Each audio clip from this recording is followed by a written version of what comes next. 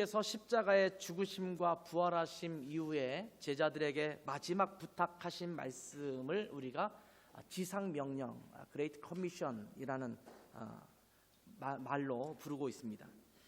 이 명령은 땅끝까지 이르러 우리가 예수 그리스도의 증인으로 살아야 된다라고 하는 것을 명령하신 그 말씀입니다. 땅끝까지 복음을 증거하는 자가 되라라고 말씀하시고 있는 겁니다. 이 모든 민족에게 가서 복음을 전하는 것, 이것이 이 땅에서 우리가 수행해야 될 최고의 명령이다라고 말씀하고 있는 겁니다.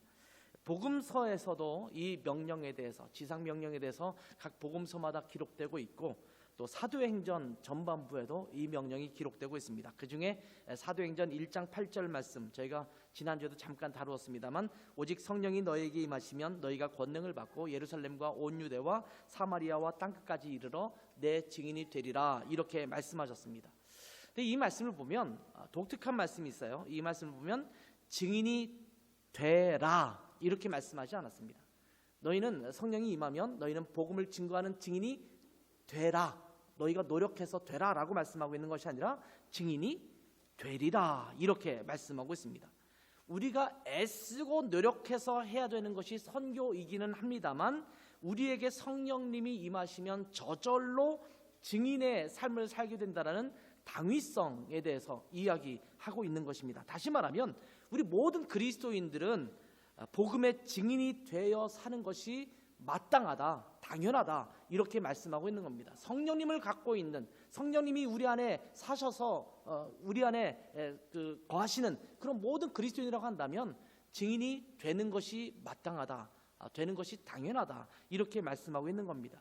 우리 모두는 복음 전도자가 되어야 하고 땅끝까지 복음을 전하는 선교의 사역을 해야만 한다라는 것을 우리 가운데 말씀하고 있는 겁니다. 누구는 하고 누구는 안 하고, 열심히 애쓰면 될 수 있고 그렇지 않으면 안 되는 것이 아니라, 성령님을 우리 안에 갖고 있는, 또 성령님의 임재가 있는 모든 사람은 성령의 역사를 따라서 복음 증거자가 된다라는 것입니다. 그런데 선교에 대해서 이야기를 하게 되면 기본적으로 모두가 선교가 중요하다라고 하는 생각은 하고들 있지만, 정작 우리의 삶 속에서는 선교와 동떨어진 것처럼 살 때가 너무나 많습니다. 교회에서 단기 선교를 가거나 어떤 선교사님이 오셔서 우리 교회에 오셔서 선교 사역에 대한 이야기를 해주시거나, 아니면 특별한 선교적인 프로그램을 교회에서 행한다고 하면 우리가 선교에 대해서 잠깐 생각을 합니다.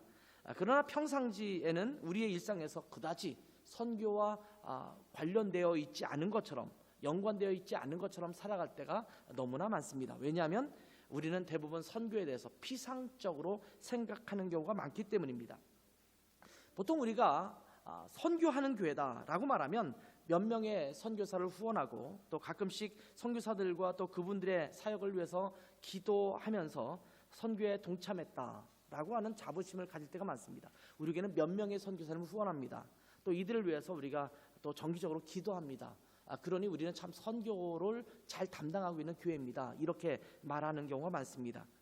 그렇지만 주님은 우리에게 그 정도 선교하라고 명령하고 있지 않다라는 사실을 우리는 주목해서 보아야 합니다. 모든 성도들이 제대로 모두가 선교하는 자가 되어야 한다라고 말씀하고 있음을 우리는 기억해야 돼요. 우리는 자꾸 나 자신에게는 제외시키고 특정한 선교사님들이, 또 어떤 선교 사역을 감당하는 사람들이 그 사역을 감당하고, 우리는 그냥 적당히 뒤에서 뭐 후원 정도 해주고 또 기도 정도 해주고 이 정도 하면 내가 할 일은 다 끝났다라고 생각하기가 참 쉽거든요. 근데 성경은 그 특정한 몇 사람이 아니라 우리 모든 사람들이 선교하는 사람, 복음을 증거하는 사람이 되어야 된다라고 말씀하고 있는 겁니다. 오늘 읽은 이사야서 6장의 말씀을 통해서 우리 각자를 선교사로 부르시는 주님의 음성을 듣고 또 우리 모두가 선교에 헌신하는 여러분 되시길 바랍니다. 아마 이렇게 시작을 하면 많은 분들이 오늘 좀 부담스러운데, 또 혹시 선교사로 나갈 사람들 그 자리에서 일어나세요 라든지 뭐 손을 드세요, 이러면 어떻게 하나, 이런 부담을 갖는 분이 계실지도 모르겠습니다. 근데 제가 오늘은 그렇게 하지 않습니다. 왜냐하면 특정한 사람이 아니라고 했잖아요. 여러분 모두가 손을 들든 안 들든, 여러분이 그렇게 결심하든 안 하든 모든 사람은 선교사가 되어야 합니다. 선교의 사역을 해야 합니다. 그렇기 때문에 특정한 몇 사람들 나갑시다 이렇게 선교를 향해서 부르심을 하는 것이 아니라 우리 모두가 이런 일에 함께해야 합니다. 이 말씀을 여러분에게 드리려고 합니다. 그런데 보통 선교하는 삶을 살아야 된다라고 말하면 우리가 많이 이야기하는 사람이 이런 말이 있습니다. 내가 좀 부족해서 라고 빼는 경우가 많습니다. 선교사로 헌신하면 어떻겠느냐라고 이렇게 물을 때 나 같은 부족한 자가 어떻게 그 일을 하겠습니까? 이렇게 말하면서 뒤로 뺍니다. 교회에서 단기 선교, 저희도 이제 이 7월 말에 단기 선교 가지 않습니까? 그럴 때 저같이 부족한 사람이 어떻게 가서 하겠습니까? 우리 교회는 특별히 선교를 할 때 우리 교회가 가장 많이 갖고 있는 자원 중에 하나가 음악적 자원이에요. 그래서 가능한 한 음악적인 것으로 가서 하거든요. 왜냐하면 우리 안에 전문 미용 기술, 우리 안에 미용사들이 여럿 됩니다. 자타가 공인하는 미용사들이 여럿 되지만 전문 미용사들은 별로 없잖아요. 별로 없는 게 아니라 아마 제가 보기에는 없는 걸로 알고 있어요. 그렇다고 해서 우리가 어떤 선교지에 가서 여름 성리학교를 아주 기가 막히게 잘 진행할 수 있느냐? 사실은 그런 자원도 많지 않아요. 그러다 보니까 우리가 선교지에서 할 수 있는 것들이 무엇일까를 생각해 보니까 저희는 음악적인 것은 가장 강점을 갖고 있거든요. 가장 강점을 갖고 있는 것을 가지고 하자라고 해서 이제 선교지에 가면 음악회를 통해서 음악의 어떤 접촉을 통해서 복음을 증거하는 일들을 감당하고 있거든요. 그럼 선교를 같이 갑시다라고 말하면 아직 저는 학생이니까 뭐 나름대로 콩쿠르에 입상한 경력도 있고 뭐 이런 여러 가지가 있으면 내가 그 부분에서 좀 괜찮다고 생각되니까 가서 할 수 있지만 아직은 부족하니까 뭐 이렇게 생각하는 분이 있거든요. 이번엔 특별히 바르샤바로 간다고 그러니까 일부 어떤 분들은 거기 쇼팽 음악대학이 있는데 거기서도 음악 전공 사람이 있어요. 당연히 있어요. 있고 그런데 굳이 또 우리가 가서 이렇게 할 필요가 있느냐 이렇게 말하기도 하거든요. 나는 부족하고 나는 아직 준비가 안 됐고 내가 나가서 굳이 선교적인 측면으로 사용될 수 있을 만큼 능력이나 실력이나 이런 것들이 아직 갖추어지지 않았다라고 빼는 경우도 있을 수 있습니다. 근데 여러분, 하나님께서는 완벽하게 준비된 자를 사용하는 것이 아니라 부족한 자를 부르셔서 사용한다라는 사실을 우리는 알아야 합니다. 하나님께서 사용하려고 하시는데 부족하다라고 말하는 것이 엄청나게 무서운 교만인 줄을 여러분 아십니까? 내가 너를 쓰겠다라고 주님께서 말씀하실 때에 내가 부족하다라고 말하면서 뒤로 빼는 것은 하나님의 선택이 어리석은 선택이다라고 말하는 것과 똑같습니다. 교만입니다. 내가 너를 쓰겠다라고 말하는데 하나님 착각하셨어요? 하나님은 날 잘 모르시는군요. 나는 그 정도 쓰임받을 사람이 아니에요. 전능하신 분, 전지하신 분께서 나를 가장 잘 아시는 분께서 내가 이 일을 위해서 너를 쓰겠다라고 부르시는데 내 스스로가 나는 부족한 자예요. 나는 연약한 자입니다. 나는 할 수 없습니다. 이렇게 말해서 빼는 것은 하나님의 선택에 대해서 부정하는 것입니다. 그러니까 이것도 교만이라는 것입니다. 하나님은 전능하신 분이십니다. 전지하신 분이십니다. 모든 상황과 여건을 아시고 있습니다. 그 누구보다도 저를 잘 알고 있는 분입니다. 심지어 내 자신이 나를 알고 있는 것보다 훨씬 더 나를 잘 알고 있는 분이 바로 하나님이십니다. 그렇게 모든 것을 아시는 하나님께서 내가 너를 쓰겠다라고 말씀하시는 것은 하나님께서 쓰실만 하시기 때문에 그렇게 결정하시고 우리를 부르시는 것입니다. 잘난 척하면서 자신이 모든 것을 할 수 있다라고 또 내가 그 일을 하기에 적격이라고 말하는 것도 교만일 수 있습니다. 아무리 잘나도 하나님 없이는 모든 일을 제대로 하기가 어렵습니다. 그렇기에 자기가 할 수 있다라고 지나치게 자신만만한 것도 교만이지만 하나님이 부르셔서 쓰시겠다라고 하시는데도 나 자신은 할 수 없다라고 응답하는 것도 또 다른 의미에서 교만이라는 것입니다. 성경을 읽어봐도 자기 자신이 온전하다고 생각하기 때문에 그 사람을 들어서 사용한 예를 별로 찾아보기가 어렵습니다. 한번 예를 들어볼까요? 이스라엘의 위대한 민족의 지도자 모세에 대해서 먼저 한번 살펴보겠습니다. 하나님께서 이집트에서 마치 노예처럼 살아가고 있는 이스라엘 백성들을 구원하시기 위해서 모세를 출애굽의 지도자로 부르셨습니다. 그런데 하나님께서 모세를 부르실 때 모세가 어떻게 응답했는지 아십니까? 출애굽기 4장 10절을 보면 오 주여 나는 본래 말을 잘 하지 못하는 자니이다. 주께서 주의 종에게 명령하신 후에도 그러하니 나는 입이 뻣뻣하고 혀가 둔한 자입니다. 이렇게 이야기를 합니다. 나는 말을 잘 못하는 자입니다. 그러면서 뒤로 빼는 것입니다. 여러분, 모세는 오랜 세월 동안 이집트의 공주의 아들로 양육되었습니다. 아마 그 당시 이집트 왕족으로서의 최고의 교육을 그는 받았을 것입니다. 여러 학문들을 습득했을 것이고 무예를 습득했을 것입니다. 그리고 지도자로서의 훈련을 받으면서 다른 사람을 통솔할 수 있는 능력도 훈련되었을 것입니다. 그런데 이런 모세가 나는 잘 말을 하지 못한다, 입이 둔한 자라고 뒤로 빼는 것입니다. 물론 이스라엘 백성들을 통솔하려면 히브리 말에 능숙해야 합니다. 이것은 제 추측입니다만 이집트의 왕자로 살았던 모세는 상대적으로 히브리 말에 어눌했을 수도 있습니다. 마치 여기에서 어린 시절부터 자라서 이제 2세라든지 교포 2세라든지 1.5세라든지 이런 아이들은 조금 한국말이 좀 서툴 수 있지 않습니까? 그런 것처럼 히브리 사람이지만 그리고 자기 어머니가 친히 모친이 되어서 모유를 주는 그런 유모가 되어서 그를 가르치고 그렇게 했습니다만 그럼에도 불구하고 그는 이집트 말에 더 능숙하고 그 교육에 더 익숙한 사람이지 사실은 히브리 말에 그 정도에 익숙한 일이 없을 수도 있다라는 겁니다. 그러니까 어느 정도 맞는 말일지도 모릅니다. 아마 속으로 우리가 이렇게 해석을 한다면 하나님, 저는 이집트의 말에 능숙하고 이집트 문화에 능숙한데 히브리 사람들이 볼 때는 나는 이집트 왕자처럼 자랐는데 그들을 통솔하기에는 내가 히브리 말로 그들을 막 이끌어가기가 좀 부족하지 않겠습니까? 아마 나름대로 자기의 상황을 어필한 것이 이 내용일 수도 있습니다. 그래서 계속 부르시는 하나님의 부르심에 모세는 이렇게 대답합니다. 13절 보면 모세가 이르되 오 주여 보낼 만한 자를 보내소서. 자, 나는 부족한 자입니다. 그러니까 좀 다른 사람을 찾아보세요. 훨씬 더 훌륭한 사람 그 안에 있을 수 있지 않습니까? 뭐 여기에서 말하지 않았지만 예를 들면 아론 같은 사람 괜찮지 않습니까? 아마 아론이라는 사람을 보통 일반적으로 볼 때는 이미 이스라엘 민족의 지도자처럼 아마 그가 있었지 않았을까 이렇게 추측을 하거든요. 그러면 아론은 그 속에서 있으면서 잘 자라는 사람인데 그 내 형이었던 아론 그 사람 같은 사람을 쓰면 되지 않습니까? 왜 하필이면 납니까? 나 이렇게 도망와서 광야에 숨어 살고 있는데 왜 하필이면 납니까? 이렇게 이야기할 수 있습니다. 이렇게 고집스럽게 계속되는 모세의 고사에 하나님은 화를 내시기도까지 합니다. 화를 내시죠.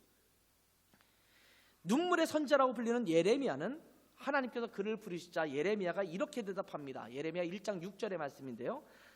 슬프도소이다 주 여호와여 보소서 나는 아이라 말할 줄을 알지 못하나이다.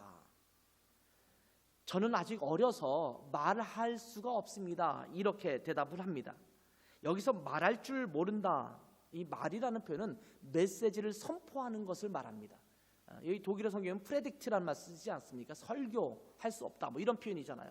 그러니까 꼭 설교라는 말은 아니어도 내가 선지자로서 예언자로서 사람들이 나가서 막 말씀을 선포해야 되는데 나는 나이가 아직 어려서 그들에게 나가서 이렇게 할 만한 그런 자격이 되지 않습니다. 이렇게 말하는 거예요. 그 당시 예레미야의 나이를 보통 대략 18세에서 20세 정도의 나이로 봅니다. 그렇다면 원로들이 많이 있는 그 당시에 18세에서 20세 정도 아직 젊은이가 선지자로서 사람들에게 또 국가적으로 말씀을 선포하는 것이 자기 스스로는 아직은 어리다라고 생각할 수 있는 그런 상황입니다. 사회적으로 보면 아마 그런 상황일 수 있습니다. 그러니 새파랗게 젊은이가 하나님의 말씀이라고 선포한다면 누가 그 이야기를 듣겠습니까? 그래서 조심스럽게 뒤로 빼는 것입니다. 아직 경력도 실력도 경험도 부족해서 나는 이 일에 적격이 아니다 이렇게 빼고 있는 것입니다. 오늘 본문에도 보면 이사야도 한탄합니다. 오늘 읽지 않았습니다만 이사야서 6장 5절 그 바로 전에 있는 말씀을 보면 그때에 내가 말하되 화로다 나여 망하게 되었도다. 나는 입술이 부정한 사람이요 나는 입술이 부정한 백성 중에 거주하면서 만군의 여호와이신 왕을 배웠음이로다. 이렇게 말씀하고 있어요. 나는 부족합니다. 나는 죄인입니다. 나는 특별히 입술이 부정한 사람입니다.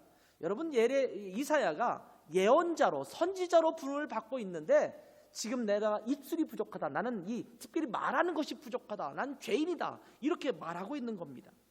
그런데 하나님의 영광을 지금 배웠어요. 그러니까 더 부끄럽고 또 창피하고 이런 모습으로 주님 앞에 나아가는 것입니다. 이렇게 고백하는 이사야를 하나님은 부르십니다. 재미있는 것은, 아이러니한 것은 내 자신이 부족하다라고 느끼는 사람을 하나님께서 쓰십니다. 여러분이 부족하다고 느끼십니까? 하나님이 쓰실 수 있는 사람이에요. 나는 할 수 있다 라고 하는 사람은 별로 하나님이 쓰시지 않아요. 왜냐하면 마치 자기가 다 한 것처럼 생각하거든요. 하나님은 하나님의 능력을 나타내기를 원하는 사람을 요구하세요. 그래서 내가 부족하다고 느끼는 사람, 이런 사람을 하나님이 쓰시는 거예요. 오히려 교만한 자는 사용하지 않습니다. 우리 교회는 음악한 사람들이 많잖아요. 제가 자주 말씀드리지만 절대 교만하지 마세요. 내가 최고의 무대에 설 수 있는 능력이 있고 또 굉장히 유수한 콩쿠르에서 입상한 경력이 있고 다른 사람이 나를 보고 대단하다라고 칭찬할 그때에 여러분이 조심해야 합니다. 교만한 사람은 쓰지 않습니다. 어저께 저는 폴란드 다녀왔거든요. 우리 U20, 그러니까 20세 이하 월드컵 결승전에 다녀왔어요. 저희 두 아들과 함께 5시간을 달려서 열심히 응원하고 새벽 2시 정도 돼서 집에 도착했어요. 제가 응원을 열심히 안 했기 때문에 목이 건재합니다. 그런데 보니까 이강인이라는 선수가 아주 난리예요. 어저께에서 베스트 플레이어 상을 받았어요. 그러니까 골든볼 상을 받은 거거든요. 그러니까 굉장한 사람들만 받는 그 상을 받았어요. 이강인 형제가 어떤 친구인지 몰라요. 그 친구가 기독교인인지 아닌지 그것도 모른단 말이에요. 그런데 만약 그런데 교만한 자가 되면 사실은 축구 플레이에서는 정말 잘할 수 있을지 모르지만 하나님은 교만한 자를 통해서 일하시지는 않아요. 그런 사람들에게 필요한 것은 뭐냐면 스스로를 돌아보고 겸손해지는 거예요. 축구 선수나 이런 그 유명한 플레이어 중에서도 교만 때문에 그 인생 망한 사람들 참 많거든요. 그러니까 내가 할 수 있다. 나는 이 정도 능력이 있다. 나 대단한 사람이야. 어쩌면 지금 시대는 자기 PR 시대라고 해서 자기를 드러내고 나를 떳떳하게 막 강조해야지만 내가 인정받는 시대이기 때문에 그렇게 하려고 할 수 있을지 모르지만 어쩌면 어느 정도에서 그 사람이 인정받을 수 있을지 몰라요. 그러나 하나님이 쓰시기에는 부족한 사람이 될 수밖에 없다라는 거예요. 하나님 앞에 영광 돌리기보다는 내가 다 한 줄 알기 때문에 하나님께서는 그런 자를 쓰시지 않는 것입니다. 그래서 내가 이 일을 이렇게 했다라고 자기 생색내기에 바쁘고 또 다른 사람이 알아주지 않고 인정해주지 않으면 서운해하고 상처를 받기도 합니다. 단기 선교를 갑시다 라고 말하면 저는 이러저러한 것이 부족해서 갈 수가 없다. 상황적으로 내가 여러 가지 상황이 아니다 라고 말하면서 뺄 수 있습니다. 여기 예레미야도 그랬잖아요. 나는 나이가 내가 능력이 하고 싶은 마음이 없는 게 아니라 내 나이가 어리지 않습니까? 모세가 말하는 것처럼 상황을 보십시오. 내가 이스라엘 사람들에게 가서 지금 와서 내가 너희들 지도자다라고 말하면 그들이 나를 인정하겠습니까? 너 거기서 호의호식하면서 이집트 왕자로 살던 놈이 어떻게 와서 우리 지도자가 되려고 해? 상황적으로 보면 아니지 않습니까? 우리는 상황으로 보든 내 능력으로 보든 내가 부족한 어떤 상태로 보든 그 모든 것을 가지고 하나님 나는 할 수 없어요 이렇게 말하기가 쉽거든요. 어떤 사람은 단기 선교 갑시다 그러면 나이가 너무 많아서 못 가겠다라고 말하기도 해요. 어떤 사람은 나는 나이가 너무 어려서 못 간다라고 말하기도 합니다. 배운 것이 별로 없다. 나는 은사나 재능이 없다. 가서 내가 할 것이 없다라고 말하기도 해요. 또 가진 재물이 없기 때문에 내가 하나님 앞에 할 것이 별로 없다라고 말하기도 합니다. 여러분 그러나 그런 모든 상황에도 주님께서 부르신다면 여러분 주님 앞에 응답하는 여러분 되시기 바랍니다. 하나님이 여러분을 있는 그대로의 상태, 부족하다라고 느끼는 그 상태에서 하나님은 쓰시기를 원하는 거예요. 여러분을 지금 부르신다면 지금 그 상태에서 부르시는 것이지 여러분이 뭔가 잘 준비되어서 그때 응답하라고 말씀하고 있는 것이 아니라는 것입니다. 우리 교회가 한인들이 많이 거주하고 있지 않은 독일의 한 도시에 있고 교회의 규모가 크지 않다라고 해서 이 정도면 되지 않나, 더 이상 뭘 자꾸 우리가 해야 되는가 라고 나태한 생각을 가져서는 안 된다라는 겁니다. 하나님은 부족한 자를 선택해서 사용하십니다. 여러분 그렇다면 하나님께서 부족한 자를 들어 쓰실 때 어떻게 사용하실까요? 하나님은 어떤 분이십니까? 전능자이시며 창조주이십니다. 여러분 그 사실을 믿으십니까? 그 사실을 믿는다면 사실은 우리의 삶의 태도가 굉장히 많이 달라질 수가 있어요. 근데 우리는 말로는 하나님이 전능자이시고 또 하나님이 창조주이시라고 고백하면서도 사실은 실생활에서는 그것을 받아들이지 않는 것 같은 삶을 살 때가 많거든요. 하나님이 못하실 일이 없다라는 것을 여러분 믿으십니까? 믿는데 걱정이 되죠. 믿는데 안 될 것 같죠. 하나님이 원하신다면, 굉장히 중요한 전제 중에 하나예요. 하나님의 뜻이고 하나님이 원하시는 것이라면 하나님은 하시는 분이세요. 어떤 상황에서도 하시는 분이에요. 하나님께서 여러분을 선택해서 쓰시기로 하셨다면 다 하나님의 보관이 있는 것입니다. 하나님이 생각 없이 부르시는 분이 아니십니다. 하나님이 생각 없이 여러분에게 무슨 일을 맡기시는 분이 아니라는 것입니다. 우리 교회 공동체에 하나님께서 어떤 사명을 부여해 주신다면 하나님이 우리 교회를 통해서 하실 일이 있기 때문에 우리를 그렇게 부르시는 것입니다. 하나님은 부족한 자를 부르셔서 다듬어서 사용하시는 분이십니다. 그냥 사용하시기보다는 부르심에 응답하는 그를 붙들어서 잘 과정을 통해서 다듬어서 우리를 사용하시는 분이십니다. 어떤 부족한 자라도 하나님의 손에 들리면 훌륭한 일꾼이 됨을 기억하시기를 바랍니다. 다듬어서 사용한다고 그러니까 굉장히 긴 시간이 많이 필요하다고 생각하는 사람들이 있어요. 근데 그렇지 않아요. 하나님의 손에 들려지기만 하면 되는 거예요. 지금으로부터 거의 200년 전 이야기입니다. 190몇 년 전, 거의 200년 전 얘기죠. 영국의 런던의 어느 다리에 싸늘한 오후 시간이었습니다. 다리 위에서 어떤 노인이 자기 앞에 자그마한 통을 이렇게 놓고 낡은 바이올린, 누가 봐도 허름한 바이올린으로 연주를 하고 있습니다. 그다지 좋은 음색의 연주가 아니었습니다. 연주는 하긴 하는데 사람들의 귀를 끌만한 그런 연주가 아니었습니다. 그러니 사람들이 지나가지만, 굉장히 많은 사람들이 지나가지만 이 노인의 연주에 별로 관심을 갖지 않습니다. 무심히 사람들은 그냥 흘끼들끼 쳐다보면서 지나가고 앞에 놓은 통에는 동전 몇 개가 덩그러니 놓여 있을 뿐입니다. 지나가면서 듣지도 않고 저 사람 구걸하는구나 라고 하면서 동전 던져준 그것이 몇 가지가 전부였습니다. 그런데 길을 지나가던 어떤 말끔히 차려입은 신사가 물끄러미 그를 쳐다봅니다. 지켜보고 있다가 갑자기 이 노인에게 다가와서 이 바이올린을 좀 볼 수 있겠느냐라고 요청합니다. 이 노인은 말끔하게 차려입은 신사가 요청을 하기 때문에 그냥 주저함없이 바이올린을 내어줍니다. 그러자 이 신사가 바이올린을 잠깐 조율하더니만 연주를 하기 시작합니다.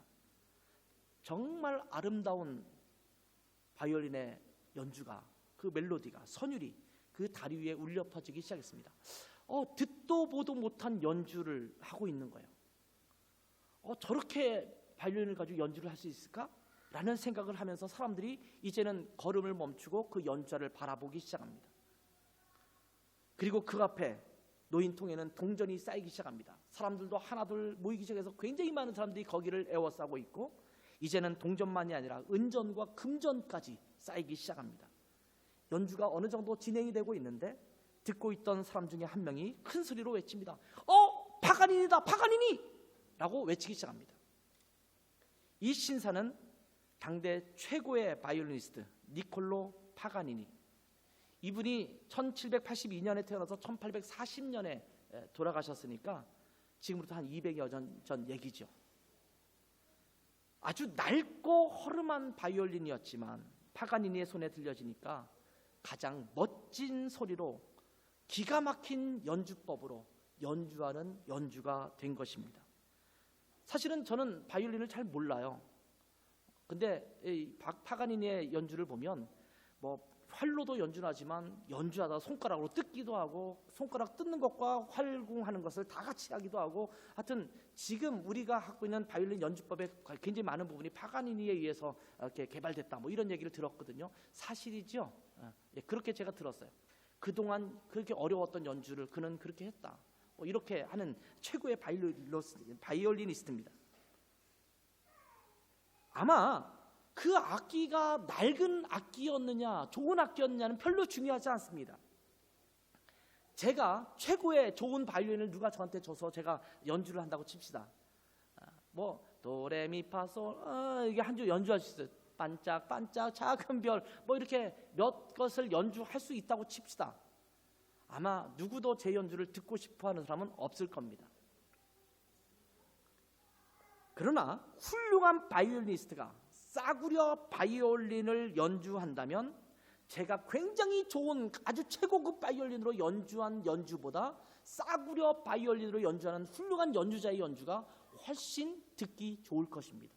뭐 이것은 그냥 생각만 해봐도 다 아는 이야기죠. 무슨 소리입니까? 바이올린보다 더 중요한 것은 연주자라는 말이죠. 그러니 한번 생각해 보세요. 여러분의 능력이 중요합니까? 여러분의 능력을 사용하시는 하나님이 더 중요합니까? 우리의 능력이 어떻든지 간에 마치 싸고 볼품없는 바이올린 같은 나라고 한다 하더라도 최고의 연주자이신 하나님께서 내 인생을 들어서 연주하기 시작하시면 아마 내 인생에서 그동안 낼 수 없었던 수많은 아름다운 소리가 우리 인생 가운데 울려 퍼지기 시작할 거예요. 사람들이 저희의 그 내는 소리를 듣고 저에게 집중할 겁니다. 하나님의 손에 들려진 저를 보고 하나님을 보게 될 것입니다. 나는 부족하지만 전능자 하나님의 손에 붙들려 사용된다면 아주 멋지게 사용될 수 있는 것입니다. 아까 이야기했던 대로 모세 이야기로 돌아가 본다면 모세가 저는 말을 잘 못해서 어렵다라고 말했을 때 하나님께서는 출애굽기 4장 11절을 통해서 이렇게 말씀하십니다. 누가 사람의 입을 찌었느냐? 누가 말 못하는 자나 못 듣는 자나 눈 밝은 자나 맹인이 되게 하였느냐? 나 여호와가 아니냐? 이제 가라. 내가 내 입과 함께 있어서 할 말을 가르치리라. 자, 나는 부족하다라고 말하는 모세에게 하나님께서 말씀하신 게 무엇입니까? 누가 창조자냐라고 묻는 거예요. 그것을 만든 사람이 누구냐라고 말하는 거예요. 그 언어를 만든 사람, 말하는 입을 만든 사람, 그것이 누구냐? 바로 나 여호와가 아니냐라고 말하는 거예요. 내가 할 거다. 그러니까 너는 가라. 너에게 할 말을 내가 줄 것이다. 이렇게 말하고 있는 거예요. 예레미야에게도 마찬가지입니다. 나는 아직 어려서 말할 수 없다라는 예레미야에게 예레미야 1장 8절 9절로 응답하십니다. 너는 그들 때문에 두려워하지 말아라. 내가 너와 함께하여 너를 구원하리라. 나 여호와의 말이니라 하시고 여호와께서 그의 손을 내밀어 내 입에 대시며 여호와께서 내게 이르시되 보라 내가 내 말을 내 입에 두어노라. 내가 내게 이를 말을 주겠다. 너가 할 수 있는 말, 할 말을 내가 너한테 주겠다. 아무리 어린 자라고 하더라도 그 어린 자가 누구의 말을 하느냐는 굉장히 달라요. 예를 들면 우리 예종이가 하람이한테 가서 형 여기 가자라고 말하면 나 싫어 이렇게 말할 수 있어요. 하람이가 형이니까. 근데 만약 예종이가 똑같은 말인데 아빠가 이거 이렇게 하러 가래 라고 말하면 하람이가 말하는 태도가 달라질 거예요. 싫긴 한데 아빠가 하라니까 뭐 해야 되지 않을까? 왜냐하면 아빠의 말을 전달했거든요. 전달하는 사람보다 더 중요한 것은 그가 전달하는 말이 누구의 말인가가 더 중요해요. 그렇지 않습니까? 이등병이 대위에게 와서 이야기합니다. 대위님, 뭐 대위 정도 되면 이제 중대장 정도 되겠죠. 중대장이나 고 이상 정도 될 텐데 와서 이것 좀 해주세요. 이렇게 말하면 이등병이 짝대기 하나가 그렇게 말하는 것에 대해서 대위가 뭐 시큰둥할 거예요. 이것이 건방지게 이럴 거예요. 근데 거기에 덧붙여서 이거 대대장님께서 명령하신 건데요. 이렇게 전달해 드릴래요 라고 말하면 이등병이 말하는 게 아니에요. 아무리 최하 쫄병의 말이라 하더라도 그 사람이 대대장의 말을 지금 전하고 있는 거기 때문에 이 사람은 그 말을 들을 수밖에 없어요. 하나님께서 뭐라고 말씀하시냐면 내가 너에게 내 말을 주겠다 이렇게 말하는 거예요.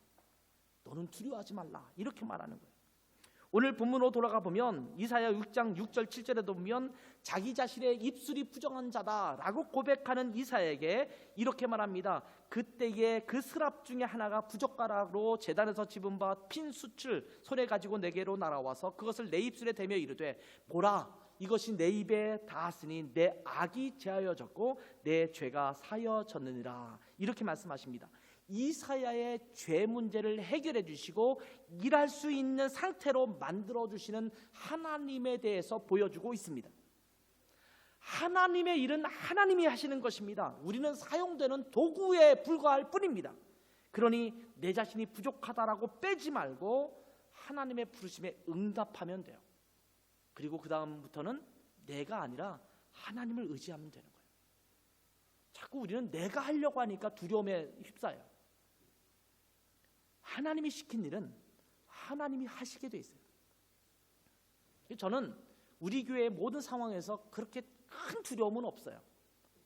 요즘 뭐 교회적으로 재정이 어렵다 뭐 그래요.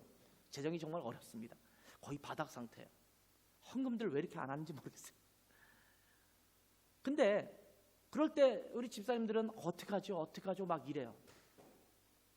근데 저는 사실은 그렇게 마음에 뭐 불안함과 이거 어떡하지라는 걱정은 있지만 그럼에도 불구하고 저는 하나님을 믿어요. 하나님이 하실 일이라면 하나님의 교회를 하나님께서 이끄실지 이것을 그렇게 그냥 대버려 두시는 분은 아니다라고 저는 믿습니다. 저는 그렇게 확실히 믿어요. 그래서 그만큼의 두려움이 저는 없어요. 왜? 하나님이 하시는 교회니까. 여러분의 인생도 마찬가지예요. 여러분의 인생이 하나님 손에 돌리기만 하면 여러분의 능력 이상으로 사용하시는 하나님의 능력이 나타날 줄 믿습니다. 그러니 내 자신이 부족하다라고 빼지 말고 하나님의 부르심이 있다면 응답하시면 돼요. 교회에서 찬양팀에 봉사할 사람 신청해 주세요. 아니면 미디어팀에 좀 사람이 부족합니다. 성가대에 좀 여러분이 와서 도와주세요. 앙상블에서 여러분이 좀 함께 좀 섬겨주세요. 교회 이런 일 저런 일에 좀 하나님 함께 좀 참석해서 하면 좋겠습니다 라고 말할 때 내가 부족한데 내가 그것까지 할 수 있을까? 이렇게 생각하지 마세요. 여러분이 그런 이야기를 들을 때마다 제가 늘 자주 하는 얘기예요. 내가 해야 되나? 라고 하는 마음이 들면 하나님의 부르심이에요. 하나님께서 그런 마음을 자꾸 주시는 거거든요. 부담감이라고 그러죠. 부담감을 주세요. 그러면 빼지 마세요. 왜? 그런 부담감을 주시면 하나님이 부르시고 그렇게 응답하는 자에게는 하나님이 반드시 그에게 능력을 주세요. 하나님이 하시는 것입니다. 그렇지만 하나님께서는 억지로 시키는 분은 아니십니다. 하나님은 자원해서 일하는 자들을 기뻐하십니다. 하나님은 자원하는 자들을 사용하십니다. 하나님은 우리를 향해서 부르십니다. 우리를 향해서 일하도록 주어진 사역을 감당하도록 우리를 부르십니다. 그리고 하나님은 응답을 기다리십니다.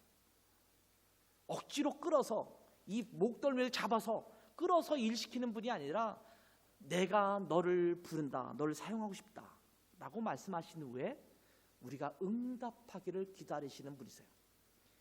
내가 누구를 보내며 누가 우리를 위하여 갈고 이렇게 주님께서 물으십니다.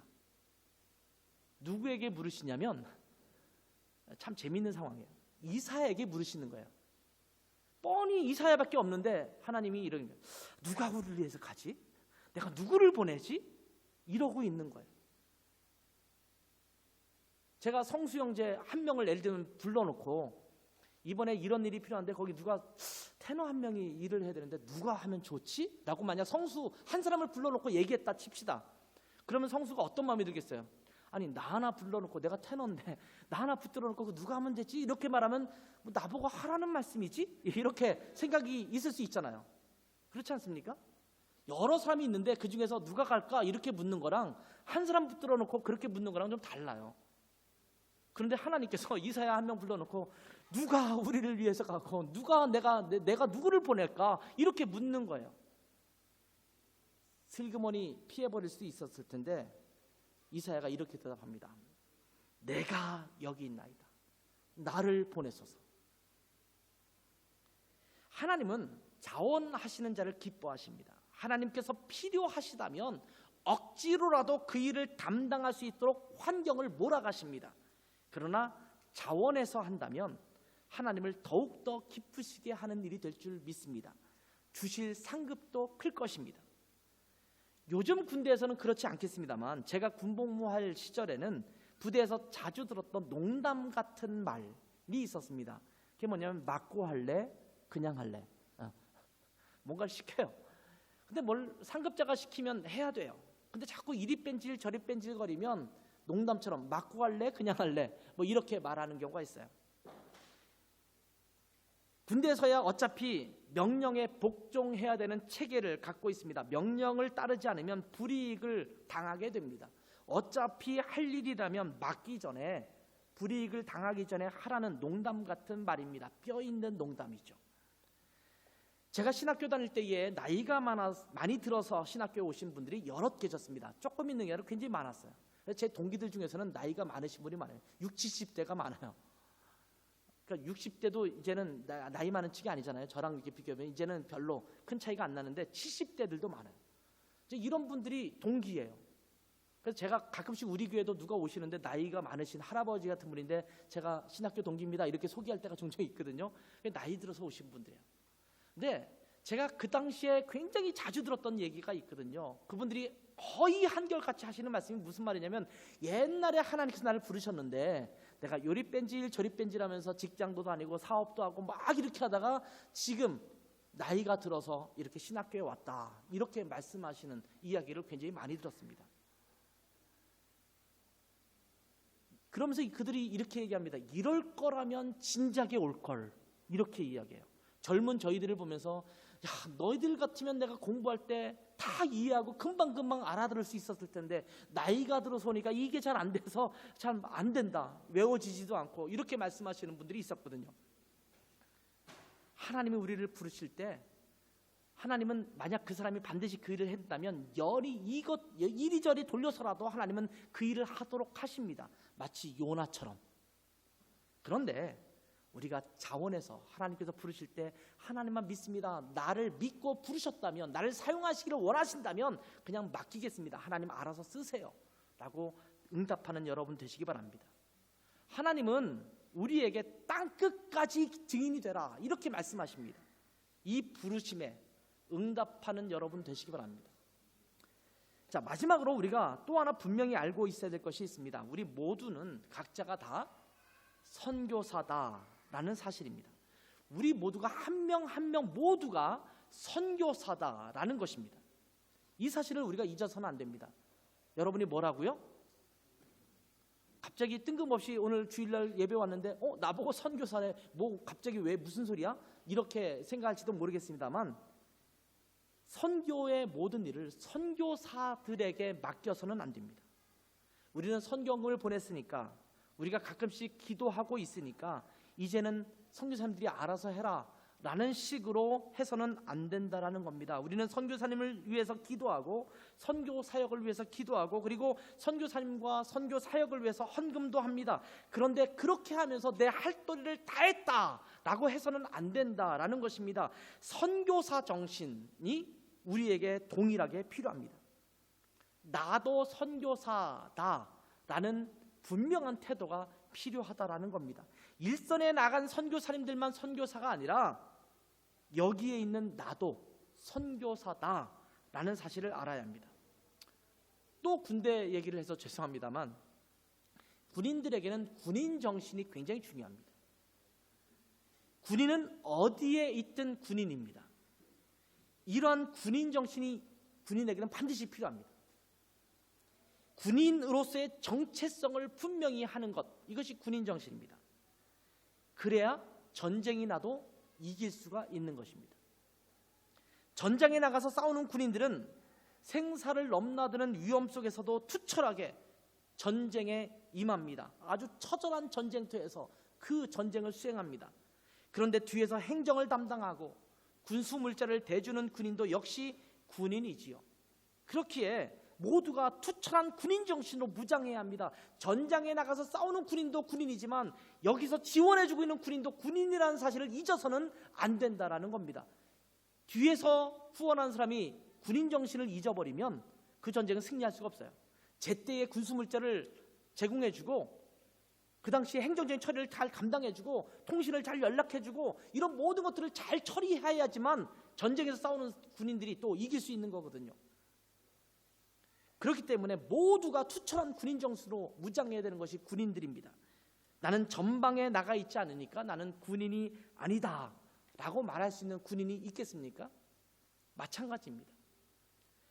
나가서 선교의 현장에서 사역을 감당하는 선교사님들은 당연히 선교사님들이지요. 이분들을 가는 선교사라고 부릅니다. 보냄받은 선교사입니다. 가는 선교사, 보냄받은 선교사, 이것이 일선에 나가 있는 선교사입니다. 그러나 여기에서 기도하고 후원하는 선교사들도, 우리들도 선교사다라는 사실을 잊어서는 안 됩니다. 이런 사람들을 보내는 선교사라고 부르죠. 그러니까 전장에 나가서 싸우는 군인이 있고 뒤에서 지원해주는 군인이 있듯이 나가서 사역하는 선교사가 있고 뒤에서 후원해주면서 지원해주는 선교사들이 있어요. 똑같이 선교사다라는 거예요. 똑같이 선교사 정신으로 무장하고 있어야 된다라는 것입니다. 그런데 우리 교회 같은 경우는 조금 더 독특합니다. 외국에 있는 교회는 보냄받은 선교사이기도 합니다. 아마 여러분은 누가 나를 보냈지, 아무도 나를 파송하지 않았어, 그러니까 내가 굳이 선교사라는 이름을 가질 수가 있나, 이렇게 말씀할지도 몰라요. 근데 하나님께서 여러분을 이곳에 보내신 거예요. 선교가 무엇입니까? 다른 문화권에서 복음 전하는 것이 선교 아닙니까? 여러분은 이미 다른 문화권에 와 있어요. 선교사님들이 2년 3년 훈련을 받고 선교사로 파송됩니다. 선교사로 파송되면 또 2년 3년 그 지역에서 언어 훈련을 받고 그 다음에 사역을 감당합니다. 근데 여러분은 이미 이곳에 와 있어요. 학교를 다니면서, 직장을 다니면서 이들과 커뮤니케이션을 하잖아요. 언어를 소통하고 있잖아요. 이미 여러분은 이곳에서 그 사람들과 맞닥뜨려서 이야기를 나눌 수 있는 분 아닙니까? 여러분이 입을 열어서 복음을 증거하기만 한다면 그것이 무엇이냐? 선교예요. 그러니까 여러분은 지금 선교 현장에 와 있는 거예요. 그러니까 외국에 있는 한인교회는 선교지에 있는 선교 베이스 캠프나 똑같습니다. 그래서 제가 농담처럼 얘기하는 게 있어요. 저는 우두머리 선교사고 여러분은 여기에 함께하는 선교사들이다. 그래서 함께 우리 교회 공동체가 선교를 감당하는 선교의 교회가 되어야 된다는 것입니다. 여러분이 직장과 학교에서, 여러분의 삶의 터전에서 여러분 주변에 있는 사람들에게 복음을 증거한다면 그게 곧 선교 아니겠습니까? 굉장히 많은 돈을 들여서 선교사로 훈련하고 또 그래서 파송하는 것보다 여러분이 여기서 사역하는 것이 어쩌면 훨씬 더 귀한 사역의 결과를 내게 될 줄 믿습니다. 독일에도요, 독일에 그냥 혼자 파송되어 있는 선교사님들도 있어요.